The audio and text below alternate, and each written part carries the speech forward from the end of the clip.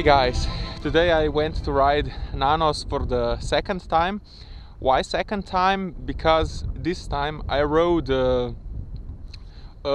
one version which is more technically demanding, and you also ascend more, which means that you have to be in better physical shape and you also have a better bike handling skills. Most of the ride is similar to the version 1, and you can check also the video of the first version. We have a much better weather today. As you can see, it's sunny, it's not that windy, and yes, as you will see in the video, today's ride is much more technically demanding, so only do today's downhill if you trust your bike and your bike handling skills.